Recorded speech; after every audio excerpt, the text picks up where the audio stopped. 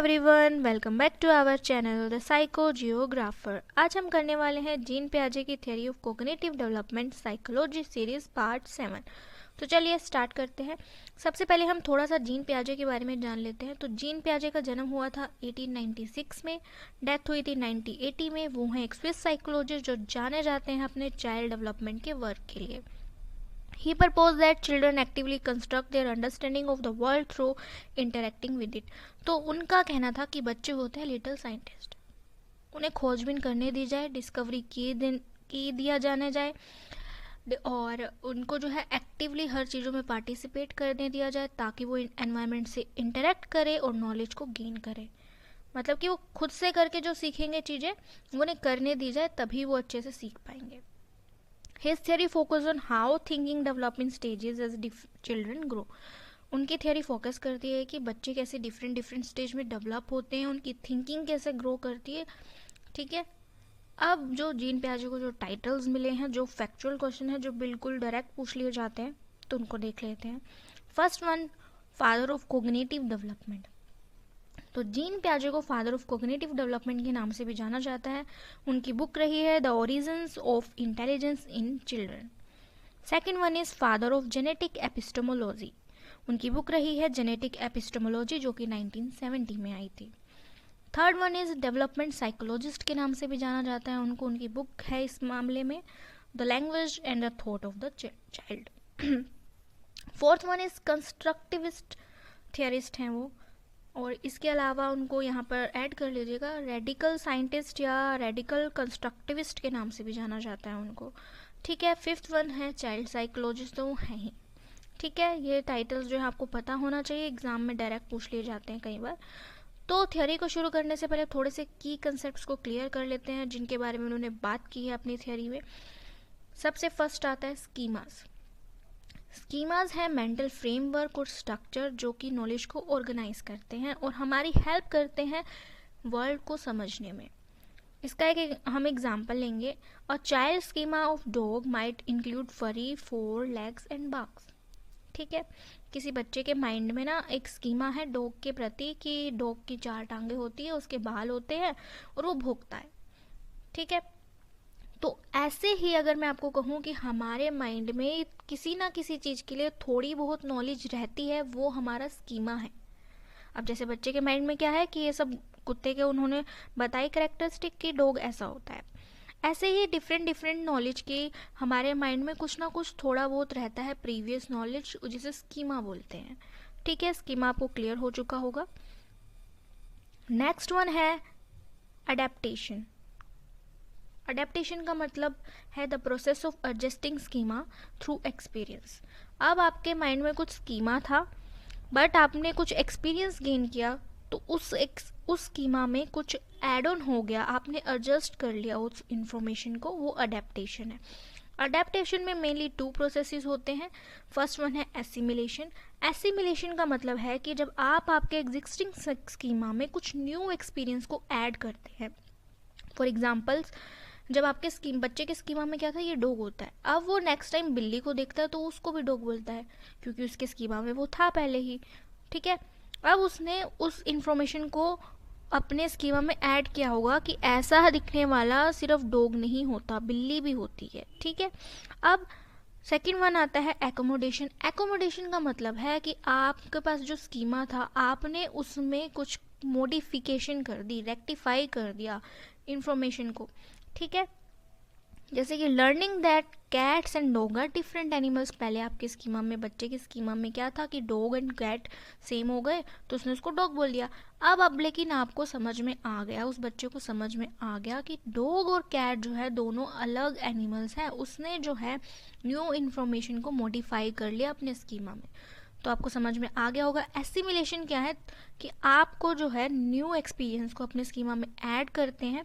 Accommodation में क्या करते हैं, आप मॉडिफाई करते हैं उस इंफॉर्मेशन को, उसमें थोड़ा सा चेंज कर लेते हैं। ठीक है, तो ये क्लियर हो गया होगा। अब उसके बाद आता है थर्ड, इक्विलिब्रेशन। इसमें क्या करते हैं हम, एसिमिलेशन और एकोमोडेशन को बैलेंस करना है, स्टेबल करना है। ठीक है, इसमें इतना ही है, ज़्यादा कुछ है नहीं। ऑर्गेनाइजेशन में क्या करते हैं, the internal process of linking and arranging schema into a system. ठीक है, कि आपको लिंक करना है, अरेंज करना है स्कीमा को एक स्टेबल सिस्टम में। ठीक है, ये दोनों आपको क्लियर हो चुके होंगे। मेनली आपका इसमें ना ये तीन ही इंपॉर्टेंट है, जो कि सीटेट में तो इतने भर भर के क्वेश्चन आते हैं इनसे, एस्टिमेशन एंड एकोमोडेशन से, तो आपको ये क्लियर होना चाहिए। ये इतना नहीं पूछा जाता है थर्ड और फोर्थ पॉइंट, इसलिए मैंने थोड़ा सा ही बताया इसके बारे में। अब आ जाते हैं हम मेन स्टेजेस पे। पियाजे ने जो है 4 स्टेजेस दी हैं कोग्निटिव डेवलपमेंट की। सबसे पहली स्टेज है सेंसरी मोटर स्टेज, जो कि बर्थ से लेकर के, जन्म से लेकर के 2 साल तक की रहती है। इसमें बच्चे के कैरेक्टरिस्टिक्स क्या क्या रहती हैं, वो क्या क्या करते हैं, वो देखते हैं। Infants learn through sensory experience, जैसे इसका नाम है सेंसरी मोटर, तो सेंसेस से सीखते हैं बच्चे इसमें, मोटर एक्शन से सीखते हैं। सेंसेस से जो भी काम करेंगे वो अपने सेंसेस और मोटर एक्शंस के थ्रू करेंगे। Knowledge of the word is limited to physical interaction, उनकी नॉलेज जो है फिजिकल इंटरेक्शन तक ही लिमिट रहती है इस स्टेज में।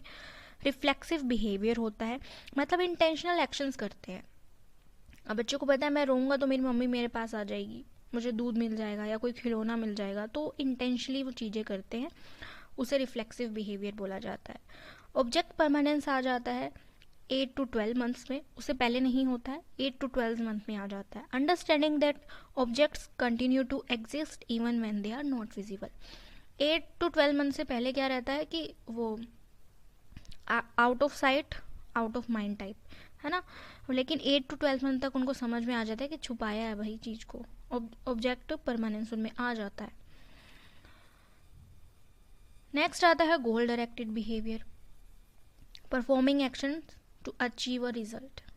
ठीक है, बिगनिंग ऑफ मेंटल रिप्रेजेंटेशन हो जाता है, can form simple internal images of objects and events. End of the stage में आकर, वो शुरू में नहीं होगा ये, एंड ऑफ द स्टेज में जो है थोड़ा बहुत मेंटल रिप्रेजेंटेशन शुरू हो जाती है उनकी। ठीक है, अब इसकी थोड़ी सी 5 सब स्टेजेस हैं, इनके नाम इतने इंपॉर्टेंट है नहीं, इसलिए मैंने नाम डाले हैं और ईयर मतलब मंथ्स डाले हैं, कब से कब तक इनका रहता है। रिफ्लेक्सिव जो कि 0 से 1 मंथ तक। प्राइमरी सर्कल रिएक्शन होते हैं 1 to 4 months. Secondary circular reactions होते हैं 4 to 8 months. Coordination of reaction होता है 18 to 12 month. Tertiary circular reaction होते हैं 12 to 18 months. And early representational thought जो रहते हैं 18 to 24 मंथ्स। तो आपको ये याद कर लेने हैं मेन नेम और मंथ्स इनका, ये पूछा नहीं जाता है बट थोड़ा सा आपको नॉलेज रहनी चाहिए। सेकेंड स्टेज आती है प्री ऑपरेशनल स्टेज, जो कि 2 से 7 साल तक रहती है। इसमें क्या होता है, लैंग्वेज डेवलप होने स्टार्ट हो जाती है, सिंबॉलिक थिंकिंग आ जाती है बच्चे में। थॉट्स जो हैं उनके ईगो सेंट्रिक होते हैं, मतलब फोकस ऑन सेल्फ, दूसरों का पर्सपेक्टिव नहीं देख पाते हैं वो इस टाइम में, तो ईगो सेंट्रिक बोलते हैं इसको। एनिमिज्म आ जाता है, सब चीज़ें उनको लगता है सब चीज़ें जिंदा है, पेड़ चांद, वो आपने सुना होगा ना कि चांद हमारे साथ चल रहा है, पेड़ हमारे साथ चल रहा है, तो जीववाद बोलते हैं उसको हिंदी में। एनिमिज्म होता है उनमें। सेंटरेशन होता है कि फोकस कर सकते हैं वो एक ही एस्पेक्ट पर, उसके और क्या पर्सपेक्टिव हो सकते हैं वो नहीं वो फोकस करते, सिर्फ एक ही को फोकस करते हैं। कंजर्वेशन नहीं होता इसमें इस टाइम, इस स्टेज में, सेकंड स्टेज में उनमें वो समझ नहीं पाते कि अगर एक पानी का गिलास को अगर मैं दूसरे बड़े पानी के गिलास में डाल दूँ तो वो पानी इतना ही रहेगा, चाहे गिलास बड़ा है क्वांटिटी तो सेम है, तो वो चीज़ नहीं होती इस स्टेज में उनके पास, नहीं समझ पाते। सिंबॉलिक फंक्शन होता है, सिंबल्स को यूज़ करते हैं, वर्ड्स को यूज़ करते हैं, object to represent something else, example pretend play और ड्राइंग। ठीक है, ये समझ में आ गया होगा, इसमें इतना कुछ है नहीं, आपको ये चीज़ें याद करनी पड़ेंगी डिट्टो ऐसे सेम टू सेम। ठीक है, नेक्स्ट आता है रिवर्सिबिलिटी। इरिवर्सिबिलिटी होती है, वो चीज़ों को रिवर्स नहीं कर पाते एक सीक्वेंस में, जैसे कि 1 से 10 तक गिनती, लेकिन 10 से 1 तक जाने में उनको डिफ़िकल्टी होती है, तो चीज़ों को उलट कर या नहीं देख पाते। इसकी 2 सब स्टेजेस होते हैं, प्री कंसेप्चुअल जो कि 2 से 4 साल तक रहती हैं, और ये सेकंड इंट्यूटिव जो कि 4 से 7 साल तक रहती है। थर्ड स्टेज है कंक्रीट ऑपरेशनल स्टेज, 7 से 11 साल तक रहती है ये अवस्था।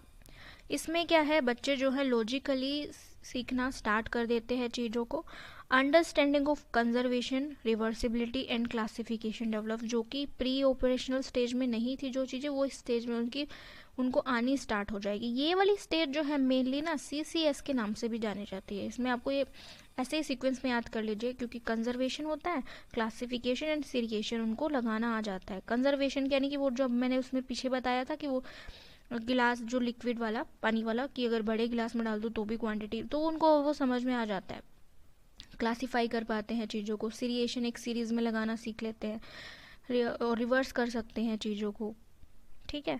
डिसेंटरेशन आ जाता है। पहले वाले में क्या था, सेंटरेशन था कि एक ही चीज़ पर फोकस कर रहे हैं, बाकी उसके पर्सपेक्टिव नहीं देख रहे। अब क्या डिसेंटरेशन आ जाता है, अब एक ही चीज़ के लाखों मल्टीपर्पज़ बोल लीजिए, मल्टीपल एसेप्ट्स बोल लीजिए, वो उनको समझ में आ जाता है कि किसी प्रॉब्लम का ये भी हो सकता है सॉल्यूशन, ये भी हो सकता है या ऐसे भी हो सकता है करके। सीरिएशन आ जाता है, अभी जैसे बात की कि लॉजिक में लगा के वो लगा सकते हैं साइज एंड वेट के अकॉर्डिंग। लेस ईगोसेंट्रिक हो सकते हैं। पहले में क्या था, ईगोसेंट्रिक थे, अपना ही पर्सपेक्टिव उनको इंपॉर्टेंट है, अब दूसरों का पर्सपेक्टिव भी वो समझने लग जाते हैं। फोर्थ स्टेज आ जाती है फॉर्मल ऑपरेशन स्टेज, जो कि 11 ईयर से अबव रहती है। इसमें क्या है, बच्चे के अंदर जो है एब्स्ट्रैक्ट थिंकिंग आ जाती है, एब्स्ट्रैक्ट रीजनिंग आ जाती है, लॉजिकल चीज़ों को सोचने लगते हैं, हाइपोथेटिकल थिंकिंग डेवलप हो जाती है, ठीक है। एब्स्ट्रैक्ट रीजनिंग क्या होती है, पहले क्या था, पहले के स्टेजेस में क्या था कि वो ना कंक्रीट जो है ऑब्जेक्ट्स पर डिपेंडेंट था, कि अगर उसको सामने से कोई चीज़ दिख रही है तो उसके बारे में वो सोच पा रहा है, उसके बारे में आइडियाज़ जनरेट कर पा रहा है। लेकिन अब क्या है, वर्बली भी अगर आप उसको कोई सिचुएशन क्रिएट करते हैं या किसी चीज़ के बारे में बताते हैं, तो उसके माइंड में जो है माइंड मैपिंग कह लीजिए, माइंड इमेजेस कह लीजिए, वो बननी स्टार्ट हो जाती है। तो उसे बोलते हैं एब्स्ट्रैक्ट थिंकिंग या एब्स्ट्रैक्ट रीजनिंग, उसके अंदर डेवलप हो जाती है कि सामने से कोई चीज़ प्रेजेंट नहीं है तभी भी उसके बारे में वो लॉजिकली सोच पा रहा है, रीजनिंग क्रिएट कर पा रहा है, ठीक है।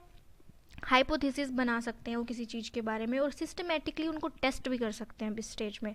मेटाकॉग्निशन डेवलप हो जाता है कि खुद की थिंकिंग के बारे में सोच सकते हैं, thinking about one's own thinking. Moral reasoning develop हो जाती है, उनकी थिंकिंग जो है ना ज़्यादा सिस्टमेटिक बन जाती है इस स्टेज में, ठीक है। तो आपको ये समझ में आ गया होगा। फोर्थ नेक्स्ट आता है एजुकेशनल इम्प्लीकेशन क्या है, कि लर्निंग शुड बी एक्टिव, क्योंकि उन्होंने कहा पियाजे ने कि लिटिल साइंटिस्ट होते हैं तो उनको डिस्कवर करने दी जाए चीज़ें, ठीक है। डिस्कवरी लर्निंग का यूज़ किया जाए और रेडीनेस को इंश्योर किया जाए। अगर आपको उनको कोई चीज़ें सिखानी है उससे पहले ये देखा कि बच्चे वो चीज़ सीखने के लिए रेडी हैं भी या नहीं। Teaching must match the child development stage, teaching जो है बच्चों के डेवलपमेंट स्टेज के अकॉर्डिंग होनी चाहिए। कंक्रीट मटेरियल्स को यूज़ किया जाना चाहिए एब्स्ट्रैक्ट आइडियाज़ को प्रेजेंट करने से पहले। Encourage peer interaction and group activities, focus on understanding and reasoning, not rote memorisation, यानी रट्टाफिकेशन जो होता है उस पर, उसकी जगह अंडरस्टैंडिंग पर फोकस करना चाहिए। अब हर थियोरी का क्रिटिसिज्म भी किया जाता है तो वो जान लेते हैं। अंडर एस्टिमेट्स चाइल्ड एबिलिटी, अब इसमें क्या किया है पियाजे ने कि बच्चों की एबिलिटीज़ को बिल्कुल ही नकार दिया है, सब कुछ स्टेजेस पे ही हो गया है। अब ज़रूरी नहीं है सारे ही बच्चे जो हैं इतने नॉर्मल हों, कुछ तो गिफ्टेड होते हैं, अबव एवरेज होते हैं, है ना। तो उसको उन्होंने बिल्कुल ही नकार दिया है कि सब बच्चे ऐसे सीक्वेंस में चलते हैं, ऐसे ही डेवलपमेंट होगा, बट ऐसा नहीं है। बच्चों की एबिलिटीज़ अलग अलग होती है और डिफरेंट डिफरेंट स्किल जो है कई बार क्या है, वो जो पियाजे ने सजेस्ट की है स्टेजेस, उनसे उस स्टेजेस से पहले ही सीख लेते हैं, वो सब ज़रूरी नहीं है उन स्टेजेस में सीख रहे हैं, ठीक है। कल्चर बायस आ जाता है इनमें, क्योंकि वो वेस्टर्न चिल्ड्रन के अकॉर्डिंग उन्होंने चीज़ें बताई हैं। उन्होंने कल्चरल डिफरेंस को इग्नोर कर दिया है कि हर बच्चे पे आप ये अप्लाई नहीं कर सकते, हर जगह अप्लाई नहीं कर सकते। आपने एक स्पेसिफिक ऑब्जर्वेशन कर ली है वेस्टर्न एरिया के और उस पूरी थियोरी को पूरे वर्ड में लागू कर दिया, ठीक है। तो आपने कल्चरल जो है बायस हो गए हैं, क्योंकि आपने और तो एक्सेप्ट देखे ही नहीं कल्चरल वैल्यूज़ के, ठीक है। Third one is ignore social factor, अब सोशल फैक्टर को कतई ही इग्नोर कर दिया। आपने देखा पूरी थियोरी में कहीं भी उन्होंने सोशल फैक्टर की बात नहीं की है, जिसको लेकर वाइगोत्स्की ने जो है इनको सबसे ज़्यादा क्रिटिसाइज़ किया था, क्योंकि सोशल फैक्टर जो है मेन है, आपको बहुत ज़्यादा इन्फ्लुएंस करता है सोशल फैक्टर, तो उन्होंने उसका कुछ भी अपनी थियोरी में नाम भी नहीं लिया, ठीक है। तो इसलिए उनको क्रिटिसाइज़ किया जाता है इसके लिए। Lack of focus on emotions, अब बच्चे जो है इमोशनल होते हैं, उन्होंने उसको बिल्कुल ही इग्नोर कर दिया, उन्होंने आइडियल बना दिया पूरे बच्चों को भी, ऐसे बच्चे ऐसे स्टेजेस में चलते जाएंगे। बट आपको बच्चे हैं, इमोशंस जो है उनके अलग अलग रहते हैं डिफरेंट डिफरेंट टाइम पे, आपको उनको तो कंसीडर करना पड़ेगा ना, तो इसलिए उनका क्रिटिसिज्म किया जाता है। फिर भी इतने क्रिटिसिज्म होने के बाद भी उनकी थ्योरी जो है वर्ल्ड वाइड लागू होती है। ठीक है, तो ये था हमारे पियाजे की थ्योरी। आई होप आपको ये समझ में आई होगी। तो आज के लिए इतना ही, मिलते हैं नेक्स्ट वीडियो में विद अनदर थ्योरी। तो ये डेवलपमेंट थ्योरी है, इससे पहले जो हमने थ्योरी की थी इकोलॉजिकल थ्योरी, वो भी डेवलपमेंट थ्योरी थी। नेक्स्ट जो हम 2 करेंगे वो भी डेवलपमेंट की थ्योरी ही रहने वाली है। उसके बाद हम लर्निंग वाली थ्योरीज की तरफ मूव ऑन करेंगे। तो थैंक यू फॉर वॉचिंग, मिलते हैं नेक्स्ट वीडियो में, बाय बाय।